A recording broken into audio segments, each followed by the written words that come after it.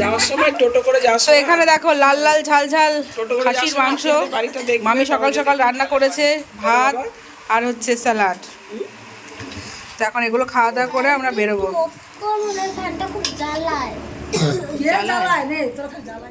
তো আমাদের খাওয়া দাওয়া কমপ্লিট, এখন আমরা বেরোবো। এই যে এরও আবার শরীর খারাপ, কালকে রাতে জ্বর এসেছে। নিয়েছি সবার শরীর খারাপ। টাটা, যাবে? হ্যাঁ ও আমাদের ওখানেই থাকে, সোদপুরেই থাকে। মাসি টাটা। মাসি শুয়ে আছে কাঁথা মুড়ি দিয়ে, দেখো সবাই অসুস্থ। চলো, তো গুড মর্নিং। এখন 10:05 বাজে, 10:05 না 15 বাজে, ঠিক আছে। তো আমরা বসে পড়েছি হচ্ছে ট্রেনে। আবার যা হলো আমাদের সাথে, পুরো সিনেমার ঘটনা হচ্ছে, সাউথ ইন্ডিয়ান সিনেমার ঘটনা। সে কি অবস্থা, ভেবে তো ছিলাম যে ট্রেন পাবোই না, ভাগ্য ভালো তা ট্রেনটা লেট ছিল বলে পেলাম। তো ওই যে মেয়ে ওখানে বসেছে, দেখো রিকের অবস্থা, অসুস্থ মানুষ প্লাস এসি চলছে না। হ্যালো। তো পৌঁছতে অনেকটা লেট হয়ে, ভেবেছিলাম 2-2:30 সময় পৌঁছে যাব, কিন্তু অনেকটাই বেজে যাবে। ঠিক আছে, কি দারুণ লাগছে জায়গাটা, দেখ তো সবুজে সবুজ।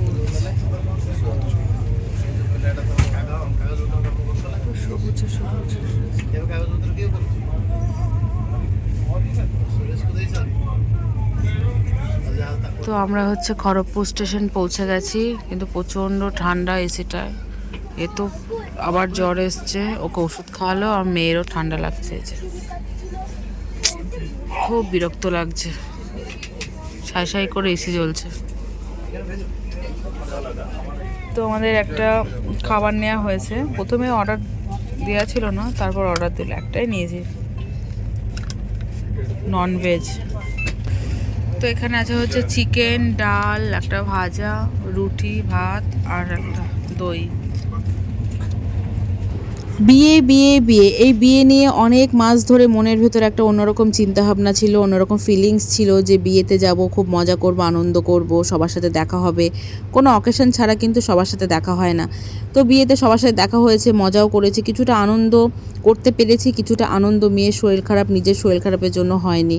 সে যাই হোক, সমস্ত আশা তো আর একবারে পূরণ হয় না, তাই না বলো বন্ধুরা?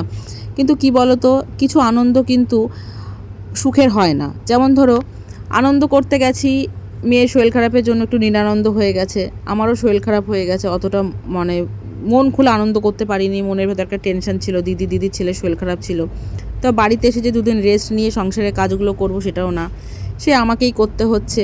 কি করব বলো, একা সংসারে কিছু করার নেই, করতেই হবে। সেই 2 দিন আগে আর পরে, 2 দিন আগে পরে কেন রেস্ট নেব, তার থেকে নিজের সংসারের কাজ যত তাড়াতাড়ি শেষ করে ততই ভালো। তো সব আনন্দ কিন্তু সুখের হয় না, সেটা আমি ভালো মতোই বুঝে গেছি। Good morning, next day. এখন বাজে হচ্ছে 11টা বাজতে 10 মিনিট বাকি। তো কালকে বাড়িতে ফিরেছি, তখন বাজে হচ্ছে 5:45। অনেকটাই লেট ছিল ট্রেন, অনেক দেরি হয়ে গেছে। তারপর ট্যাক্সি বুক করতে গিয়ে আরও বেশি লেট, যা ভিড় ছিল। তা বাড়িতে আসলাম, এসে ফ্রেশ ট্রেশ হলাম। তারপর পিয়ের বাড়িতে কালী পুজো আগের দিন ছিল, পরের দিন খাওয়া দাওয়া ছিল।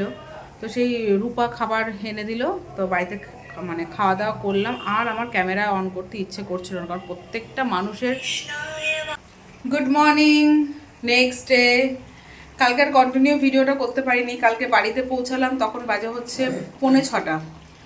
তো এতটা লেট ছিল ট্রেন, তারপর আর জার্নিং করে এসে না আর কারো শরীর দিচ্ছিল না। আমরা আসলাম, এসে ফ্রেশ ট্রেশ হলাম। তারপর পিয়ের বাড়িতে আবার কালী পুজো ছিল, মানে কালী পুজো আগের দিন ছিল, আসতে পারিনি, পরের দিন খাওয়া দাওয়া ছিল। তো সেই খাবার টাবারগুলো রূপা আবার টিফিন বক্সে করে আমাদেরকে দিয়ে গেছে, তো সবাই মিলে খাওয়া দাওয়া করেছি।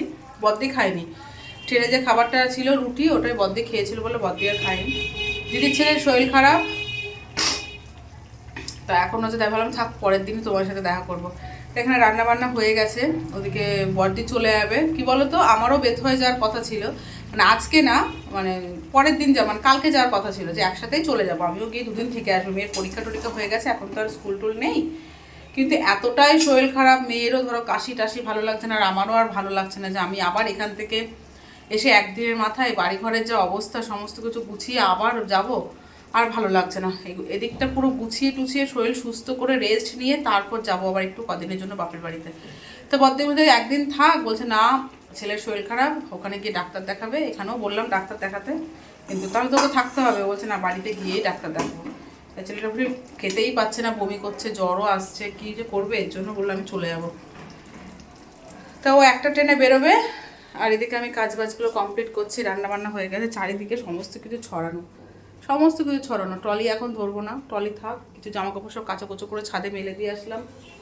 ওই ঘর এই ঘর চারিদিকে ছড়ানো, চারিদিকে ছড়ানো। এরকম ফেলে রেখে কি আবার যাওয়া যায় বলো, ব্যাগপত্র গুছিয়ে? আমি মানে ভালো লাগবে না আমার আর। তো কী কী রান্না করেছি চলো তোমরা দেখে নাও। মেয়ে এখনও ঘুমাচ্ছে, জানো আমার চেহারা দেখে বুঝতেই পারছো আমি কত দুর্বল, মানে ভিতর থেকে কত দুর্বল। আমার হাজব্যান্ড বলছিল যে মাছ এনে দিই, আমি দেখো মাছ আনতে হবে না, একদমই ইচ্ছে করছে না। মনে হচ্ছে না হালকা পাতলা খাবার খাই, খেয়ে দিয়ে ঘুমাই, এরকম মনে হচ্ছে। তো এখানে সয়াবিনের তরকারিটা করেছি, ভাত হয়ে গেছে। আর এখানে আলু ভাজা করেছি, আর হচ্ছে এখানে টমেটো আর পেঁয়াজ দিয়ে মুসুরির ডাল, ব্যাস। সবজি টবজি কিছু ছিল না, কিছু টুকটাক সবজি টবজি রাখলাম। আর এই যে দুটোই ঘুমাচ্ছে। আবার তো গা গরম পুড়ে যাচ্ছে। হ্যাঁ, গায়ে কিছু চাপা দে। একটুখানি ভাত খেলেও বমি করলো, আবার একটুখানি ভাত খেয়ে যেই শুয়েছে ব্যাস গা পুড়ে যাচ্ছে। আর এই যে আমারটা ঘুমাচ্ছে। এ বাবা নেই, এ মিঠি,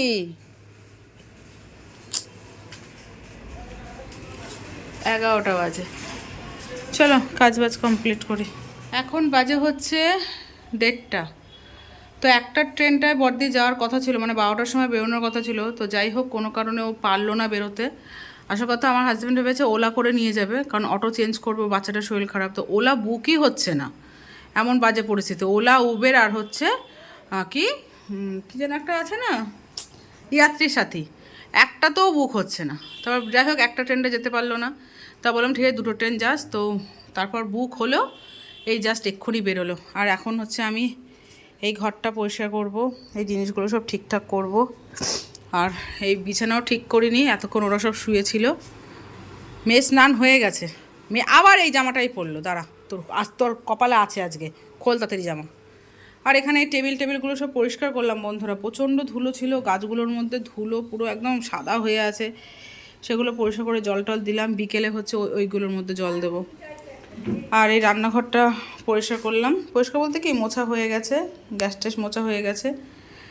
বোতলগুলো সব পরিষ্কার করলাম, সমস্ত বোতল, যেন মনে হচ্ছে কেমন জল খাওয়া যাচ্ছে না, এত বাজে স্মেল আসছে। সকালবেলায় বালতিটা মাজবো, মেজে তারপর জল ভরতে হবে। তো রান্না কি করেছি তোমার সাথে তো শেয়ার করেছি। তো রান্নাঘরের কাজ কমপ্লিট হলো, এখন এই ঘরটা পরিষ্কার করব, তারপর এই ঘরটা। তো বন্ধুরা ভেবেছিলাম হচ্ছে রুমটা ক্লিন করব না, কিন্তু কি মনে হলো দেখো বেলার শেষে আবার সে পরিষ্কার পরিচ্ছন্ন করেই নিলাম। তো বেডশিট চেঞ্জ করেছি, সমস্ত কিছু চেঞ্জ হয়ে গেছে, এসি, তারপর হচ্ছে টেয়াল ফ্রিজ সমস্ত কিছু পরিষ্কার করে ঘরটার মোছাও হয়ে গেছে। এখন মেয়ে হচ্ছে ঘুমাবে, ওর ঘুম পেয়েছে, ওকে ওই ঘরে রেখে দিয়েছি, ও ঘুমাবে। হ্যাঁ হয়ে গেছে, দাঁড়া ঘুমা, ঠিক আছে। এই যে ঘরটা শুকাবে তারপর। গুড ইভিনিং ফ্রেন্ডস, এখন বাজে হচ্ছে 6টা 5। এই জাস্ট স্নান করে আসলাম। ঠিক তো করেছিলাম যে ঘর পরিষ্কার করবো না, শুধু এই ছোটো ঘরটা ডাইনিং রুমটা পরিষ্কার করব। তো আজকে ধরেছি যখন সমস্ত কিছু পরিষ্কার করে নিলাম। তো এই ঘরটাও পরিষ্কার করেছি, জালনা টালনা সমস্ত কিছু মোছামুছি হয়ে গেছে। জামা কাপড় ভেজা ছিল সেগুলো দড়িতে মেলে দিলাম, এখন হচ্ছে সন্ধে দেবো। আর এই ঘরটাও আর এই ফার্নিচারগুলো পরিষ্কার করেছি, সব মোছামুছি হয়ে গেছে। এই দেখো টেবিলটাও পরিষ্কার করেছি, বোতলগুলো সব ধুয়েছি, ধুয়ে টুয়ে জল টল ভরে রেখেছি, গাছগুলোও পরিষ্কার করা হয়েছে। আর তোমাদের বললাম যে এই ঘরটা পরিষ্কার করবো না, কিন্তু এই ঘরটা পরিষ্কার করেছি, তোমার সাথে শেয়ার করলাম। আর এখানে মেয়ে দেখো ফ্যান চালিয়ে একদম মুখ টুক ঢেকে ঘুমিয়ে আছে। এ বাবা, বাবান, এ বাবা। আর এই যে আমি এখন স্নান করলাম, এখন সন্ধে দেবো, সিঁদুর পরবো। বাবা হাঁপিয়ে গেছি বন্ধুরা, জানো তো। আবার এই কাজটা কি বলো তো, 2 দিন যদি ঝুলিয়ে রাখি না আমার আবার বেশি কষ্ট, তার থেকে একদিনে ধুলো বালি যা মাখা হয় যা হয় একবারে করে টোরে শ্যাম্পু করে নিলাম, ভালো হলো, তাই না বলো। তো এখন হচ্ছে সন্ধে দেবো, একটু রেস্ট নেব, ভিডিও এডিট করব, তারপর সমস্ত কথা, তাই না, সমস্ত কাজ তারপর। ঠিক আছে বন্ধুরা, তো চলো, tata bye bye, tata bye bye, tata bye bye, tata bye bye, bye bye.